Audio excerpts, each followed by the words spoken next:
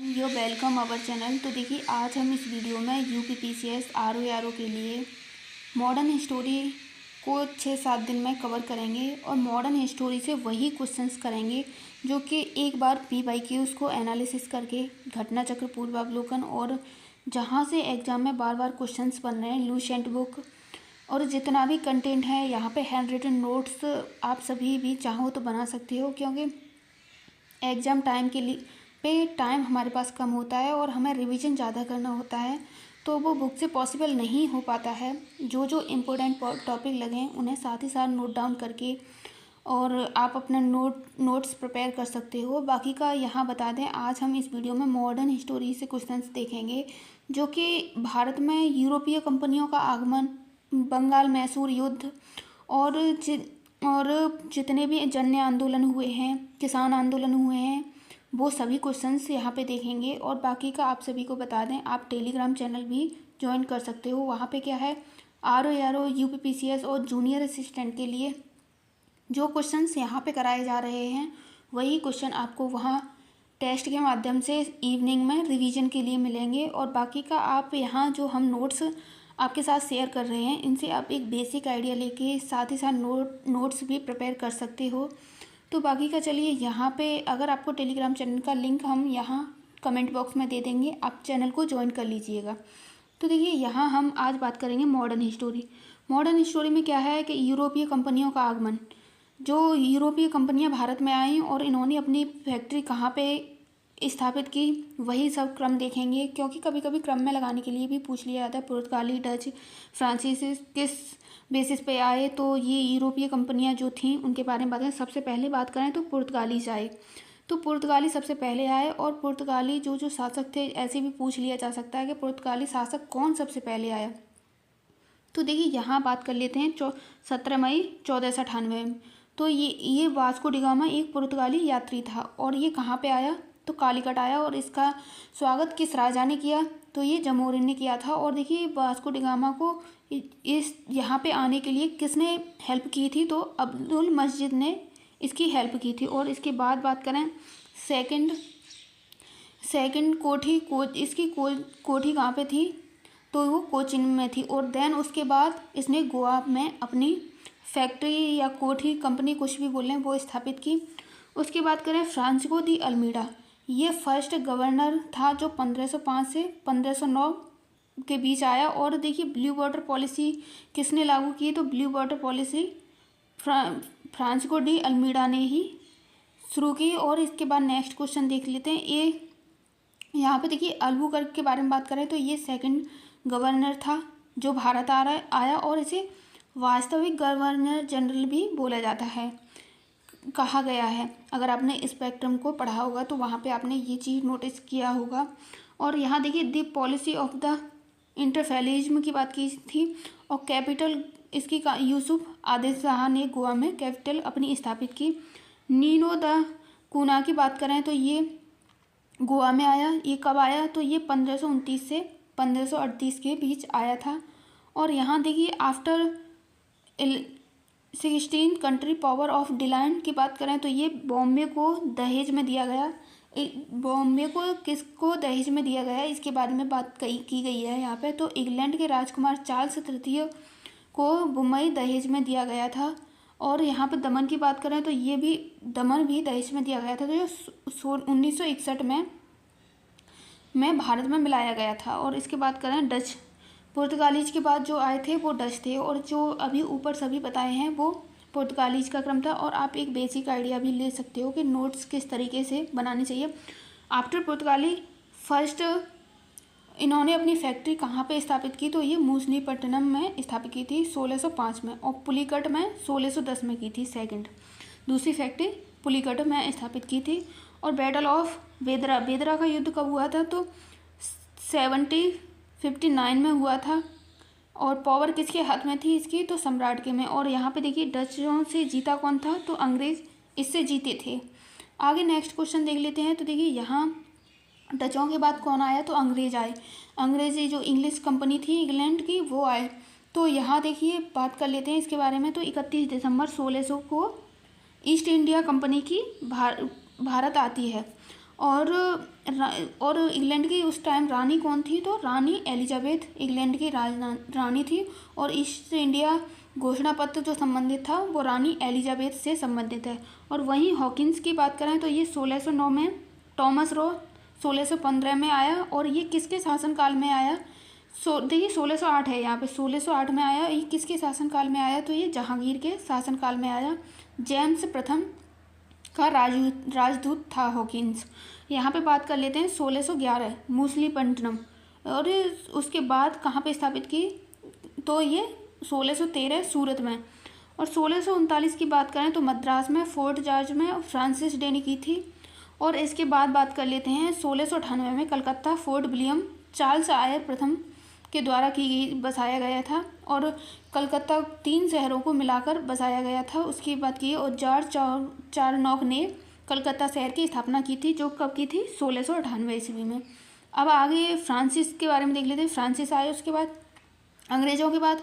तो यहाँ पर देखिए इसकी स्थापना कब की गई, तो 1664 में की गई थी। इसकी स्थापना 1664 में की गई थी। और प्रथम कोठी कहाँ पर स्थापित की, तो ये 1668 में की थी और फ्रैंको कैरो के द्वारा की गई थी। और सूरत में स्थापित हुई ये फैक्ट्री।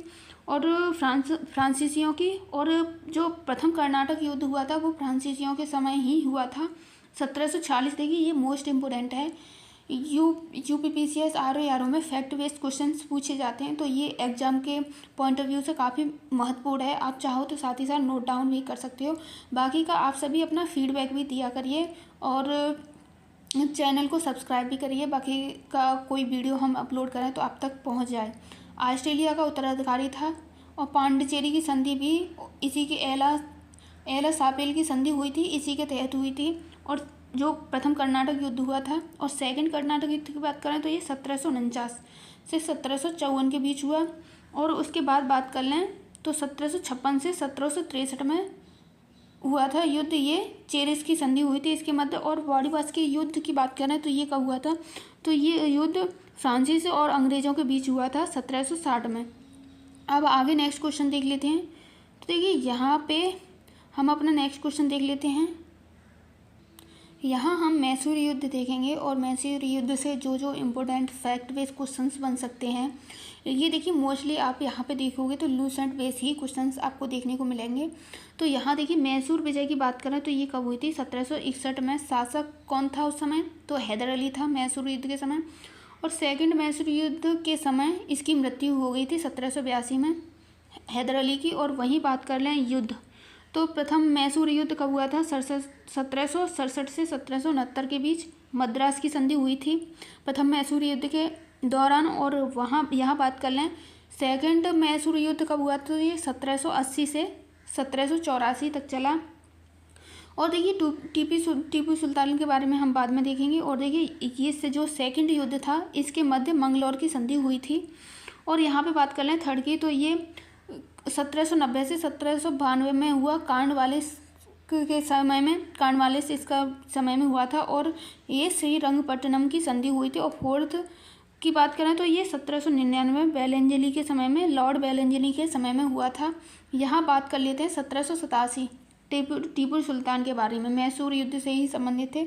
तो जैकोबिन क्लब यहीं से संबंधित है। और 1787 में टीपू सुल्तान की राजधानी श्रीरंगपट्टनम थी, जो स्वतंत्रता व्रत थी। और देखिए टीपू सुल्तान को शेर मैसूर भी कहा जाता है। अब यहाँ नेक्स्ट क्वेश्चन देख लेते हैं। तो देखिए यहाँ हम जितने भी सिख गुरु हुए हैं उनके कालक्रम के बारे में बात करेंगे और उन्होंने कौन सी व्यवस्था शुरू की उसके बारे में देखेंगे। तो देखिए यहाँ सबसे पहले गुरु नानक की बात कर लें। तो देखिए गुरु नानक के बारे में, फर्स्ट गुरु थे ये, सिख गुरु थे।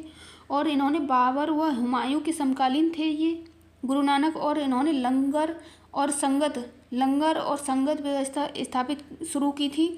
और इनकी मृत्यु की बात करें गुरु नानक की, तो ये कहाँ हुई थी, तो ये करतारपुर में इनकी मृत्यु हुई थी गुरु नानक की। और इसके बाद जो सेकंड गुरु हुए हैं उनकी बात कर लें, गुरु अंगद। तो देखिए गुरु अंगद के बारे में लंगर व्यवस्था इन्होंने परमानेंट की थी अपने समय में। और गुरुमुखी लिपि की शुरुआत भी गुरु अंगद ने ही की थी। और इसके बाद जो थर्ड गुरु हुए वो कौन थे, तो वो थे अमरदास। और इनका कालक्रम पूछ लिया जा सकता है कि 1552 से 1574 तक था। यहाँ रामदास की बात कर लें तो ये 4th गुरु थे। अमृतसर की स्थापना रामदास ने ही की थी और जलाशय का जो निर्माण कराया था वो भी अमरदास ने ही कराया था। यहाँ अपना नेक्स्ट क्वेश्चन देख लेते हैं। तो देखिए यहाँ पूछा गया है कि यहाँ पे अर्जुन देव के बारे में बात की गई है। अर्जुन देव ये 5th गुरु थे सिख और इन्होंने आदि ग्रंथ की रचना की और ये किसके समकालीन थे? तो गुरु नानक, नामदेव, इनके नामदेव, कबीर, रैदास, हरमंदर साहब, जहांगीर ने इनको, और देखिए अर्जुन देव को किसने मरवाया था? तो जहांगीर ने मरवाया था, 1606 ईस्वी में मरवाया अर्जुन देव को। और उसके बाद गुरु गोविंद सिंह की बात कर लें तो ये 6 सिख गुरु थे। इन्होंने अकाल तख्त का निर्माण किया और इन्होंने सैन्य संगठन की स्थापना की। अब आगे यहाँ नेक्स्ट दे दशराय, तो ये 7th गुरु थे सिख। और इसके बाद यहाँ पे इनका इतना डिटेल नहीं पूछा जाएगा, जिसका डिटेल एग्जाम में के पॉइंट ऑफ व्यू से PY उसको दिखते हुए पूछा गया, वो आपके साथ डिस्कस कर लिए हैं। तो ये 8वें गुरु थे सिख के। और यहाँ पे तेग बहादुर की बात करें तो ये 9वें गुरु थे और इनको किसने मरवा दिया था? तो इनको औरंगजेब ने मरवा दिया था। अब यहाँ गुरु गोविंद की बात कर लें, जो हमारे 10वें गुरु थे गुरु सिख संप्रदाय के, तो ये 10वें गुरु थे। लास्ट यही हैं, लास्ट भी यही हैं। तो ये 1666 में ब्रिटिश पटना से संबंधित हैं। 5 प्रकार के ककार इन्होंने 5 ककार इन्होंने ही शब्द दिए थे, जो कड़ा पहनना, पगड़ी रखना और एक साथ में तलवार या शायद आई थिंक चाकू बोलते हैं उसे रखना, वही सब जो 5 ककार बोले जाते हैं, हाथ में कड़ा रखना। तो ये अब आगे नेक्स्ट दे रहे हैं। तो इनके 2 पुत्र थे, उनके नाम की बात करें तो फतेह सिंह और जोरावर सिंह। और देखिए यहाँ पे फतेह सिंह और जोरावर सिंह के बारे में बात कर लेते हैं। तो देखिए यहाँ आप देख सकते हो ये इन्होंने 1699 में खालसा पद की स्थापना की थी। और जोरावर को किसने मरवाया था? तो वजीर खान ने जोरावर को मरवाया। और 1708 की बात करें, इनकी हत्या कर दी गई थी 1708 में गुरु गोविंद सिंह की। और बंदा बहादुर की बात करें तो ये फर्रुखसिंह ने मरवा दिया था बंदा बहादुर को। और इनके बाद सिख 12 दल में बटा और इन बंदा बहादुर के बाद जो सिख संप्रदाय था 12 दल में बटा, उसे मिसल कहा जाता है। यहाँ रणजीत सिंह के बारे में बात कर लें तो रणजीत सिंह के बारे में, तो रणजीत सिंह सुरकजिया लाहौर का शासक था और इसकी कैपिटल भी लाहौर ही थी। शासनकाल की बात कर लें तो 1792 से 1839 तक रहा। और इनकी सक्सेस के बारे में देखिए, ये सभी आप देख सकते हो। दिलीप सिंह की तो ये 1843 से 1849 तक रहीं। एल्गो सिख वार की बात की गई है यहाँ पे, वो सभी आप देख लीजिएगा। अब आगे नेक्स्ट देख लेते हैं अपना। यहाँ हम जितने भी किसान मूवमेंट हुए हैं, किसान आंदोलन हुए हैं, उन सभी से क्वेश्चंस एग्जाम में देखिए कभी कभी क्या होता है कि मिलान करने के लिए पूछ लिया जाता है, सन दे के पूछ लिया जाता है, क्रम में लगाने के लिए पूछ लिया जाता है यहाँ से क्वेश्चन, तो मोस्ट इम्पोर्टेंट है। तो यहाँ हम देख लेते हैं। तो इंडिगो कैसे संबंधित है? तो ये कब हुआ? बंगाल में हुआ था 1859 को। और इसके ये नेतृत्वकर्ता थे। और यहाँ पावना विद्रोह की बात करें तो ये 1870 में हुआ था, ये भी बंगाल में हुआ। ईश्वर राय इसके जनक थे या नेतृत्वकर्ता, जो भी बोलते हैं। और दक्कन विद्रोह कब हुआ था? तो ये 1875 में दक्कन विद्रोह हुआ। उसके बाद रामोसी विद्रोह की बात करें तो ये महाराष्ट्र में हुआ था, 1879 में हुआ था। विष्णुदेव बलवंत फड़के इसके नेतृत्वकर्ता थे रामोसी आंदोलन के, विद्रोह के। और बिजोली आंदोलन की बात करें तो ये राजस्थान में हुआ था और ये 21 ईस्वी में हुआ, तो ये 1613 में हुआ। सीताराम दास विजय पाठक इसके नेतृत्वकर्ता थे। अब आगे नेक्स्ट देख लेते हैं। तो देखिए यहाँ पूछा गया है चंपारण आंदोलन की बात करें तो ये कहाँ हुआ था? ये 1917 में हुआ था और बिहार में हुआ था। इसी के तहत तिनकठिया व्यवस्था लागू की गई थी चंपारण विद्रोह के समय। और खेड़ा विद्रोह की बात करें तो ये 1918 से संबंधित है और इससे गांधी जी और सरदार पटेल खेड़ा विद्रोह से संबंधित हैं, नेतृत्वकर्ता हैं। और यहाँ बारदौली आंदोलन की बात करें तो ये 1928 में हुआ, सरदार पटेल ने इसका नेतृत्व किया। और यहाँ पे मोपला विद्रोह देख लेते हैं तो ये 1921 में केरल में हुआ था, सैयद अली और फैजी ने इसका नेतृत्व किया। तेभागा आंदोलन कहाँ हुआ? तो ये बंगाल में हुआ था 1946 में। और सिंह नयमत अली इसके नेतृत्व करता थे। तेलंगाना विद्रोह की बात करें तो ये कब हुआ, 1946 में तेलंगाना विद्रोह हुआ था। और ऑल इंडिया किंग्स की बात करें तो ये 1936 में हुआ। अब यहाँ देखिए नेक्स्ट जो ट्राइबल रिवॉल्ट हुए हैं उनसे जितने भी क्वेश्चंस एग्जाम में पूछे गए हैं वो सभी एक जगह देख लेते हैं हम। तो यहाँ जितने विद्रोह हुए देखिए, आप चाहो तो इसके लिए बुक को साथ ही साथ बुक को ओपन करके रख सकते हो। वहाँ से पढ़ने के बाद आप नोट्स से रिवीजन करोगे तो बेटर वे में चीज़ें समझ आएंगी। यहाँ देखिए बात कर लेते हैं जनजाति विद्रोह। तो चुआर विद्रोह एक जनजातीय विद्रोह था, ये बंगाल में हुआ। और इसकी जो ईस्वी की बात करें किस ड्यूरेशन में हुआ था तो ये 1766 से 1772 के बीच हुआ। राजा बलवंत फड़के की बात की गई है इसमें। यहाँ पे देखिए राजा जगन्नाथ से संबंधित था। वहीं बात करें चेरो पलामू भूषण सिंह से संबंधित था, 1800 ईस्वी में हुआ। और इसके बाद बात कर लें रामोशी विद्रोह, तो ये 1822 में हुआ। चित्तू पांडे या चित्तू सिंह बोलते हैं, वो रामोशी विद्रोह से संबंधित थे और ये 1822 में हुआ। प्रताप सिंह भी इसी से संबंधित थे। और यहाँ पे अहोम विद्रोह की बात कर लें तो ये गोमधर कुंवर इस विद्रोह से संबंधित थे। 1828 से 1833 के बीच ये युद्ध हुआ। और अहोम विद्रोह की बात करें तो ये देखिए यहाँ पे आप नाम से भी कनेक्ट कर सकते हो, अहोम विद्रोह असम से संबंधित था। यहाँ देखिए खासी विद्रोह की बात कर लें तो खासी विद्रोह असम से संबंधित था, 1829 में हुआ। तीरथ सिंह इस आंदोलन से संबंधित थे। वहीं कोल विद्रोह की बात करें तो बुद्ध भगत कोल विद्रोह से संबंधित थे। और ये किस ईस्वी में हुआ तो ये 1831 में हुआ। वहीं सन्यासी विद्रोह की बात करें तो ये 1855 से 56 के बीच हुआ। सिद्धू कानू इस से संबंधित थे। वहीं बात कर लें भील विद्रोह की तो गुरु गोविंद सिंह संबंधित थे इससे, सॉरी। और 1913 में हुआ। आगे नेक्स्ट देख लेते हैं तो ये देखिए मुंडा विद्रोह किससे संबंधित है तो ये बिरसा मुंडा से संबंधित था। और इसकी ईस्वी की बात कर लें तो ये 1899 हुआ। संथाल विद्रोह किससे संबंधित था तो 1855 से 56 के बीच हुआ। ये सिद्धू कानू से संबंधित था। ताना भगत की बात कर लें 1914। और जात्रा भगत की बात करें, ये ताना भगत या जात्रा भगत जो आंदोलन था जात्रा भगत से संबंधित था, 1914 में जो हुआ। यहाँ रंपा विद्रोह की बात करें तो ये सीताराम राजू से संबंधित है। और देखिए ये कब हुआ, 1922 से 1924 के मध्य हुआ था। आगे नेक्स्ट देख लेते हैं तो देखिए यहाँ जो सिविल रिवॉल्ट हुए हैं, नागरिक विद्रोह हुए, यहाँ से जो भी क्वेश्चंस एग्जाम में बने हैं प्रीवियस ईयर में वो सभी हम यहाँ पे देख लेंगे। तो चलिए यहाँ पे हम पहला अपना देखते हैं। देखिए यहाँ कहा गया है कि जो सन्यासी विद्रोह हुआ था ये कब हुआ था तो ये 1780 में हुआ। वहीं बात करें पाइका विद्रोह की तो ये उड़ीसा में हुआ था 1804 से 1866 के मध्य। और बक्सी जगत बंधु इससे संबंधित थे।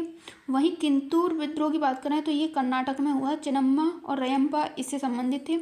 कूका आंदोलन की बात करें तो भगत जवाहरमल पंजाब में हुआ था। ये कूका आंदोलन 1840 में हुआ था। इसके बाद बेलू थप्पी की बात करें तो ये 1805 में हुआ। ट्रावेनकोर इससे संबंधित थे। वहीं पागलपंथी विद्रोह की बात करें तो ये करम शाह व टीपू सुल्तान से संबंधित था, 1825 से 33 के मध्य हुआ पागलपंथी विद्रोह। और ये असम में हुआ। देखिए आप यहाँ पे देख रहे हो कई विद्रोह हैं का जो असम से संबंधित है। पॉलीगर विद्रोह की बात करें तो ये कहाँ हुआ था तो ये करनूल में 1846 में हुआ था। नरसिम्हा रेड्डी के इसके नेतृत्व करता थे। तो देखिए यहाँ हमने जितने भी रिवॉल्ट से संबंधित और जो बंगाल मैसूर युद्ध था उससे संबंधित और यूरोपीय कंपनियों का जो आगमन था वो सभी हमने यहाँ पे क्वेश्चंस देख लिए। और देखिए यहाँ पे जो भी क्वेश्चंस लिए हैं वो लूसेंट बुक से लिए गए हैं, मोस्ट इम्पोर्टेंट क्वेश्चन है।